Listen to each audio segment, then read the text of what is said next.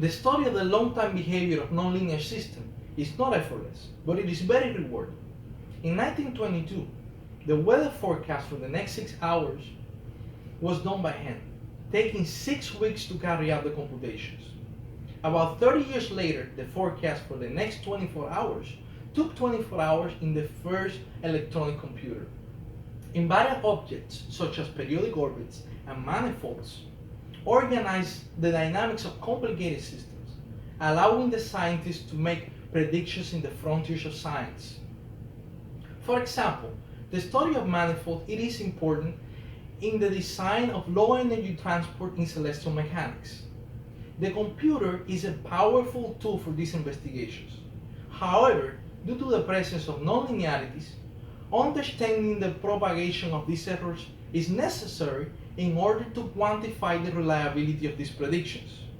Today we know that due to the chaotic behavior of weather models, a small error in the initial variables will combine and double in 5 days, limiting our ability to predict the future. Computer-assisted techniques are relatively new in the field, but have already allowed mathematicians to establish challenging results, such as the 400-year-old Kepler problem, the universality of the Feigenbaum constants, and the Lorentz attractor. In the first part of the dissertation, I developed a method for accurate computation of high-order approximations of manifolds. The method combines a multiple shooting scheme with the parametrization method, a general framework for studying manifolds. The main idea is to compute a map that satisfies certain invariants and recovers the dynamics in a higher dimensional space. This method is several orders of magnitude more efficient than the direct approach.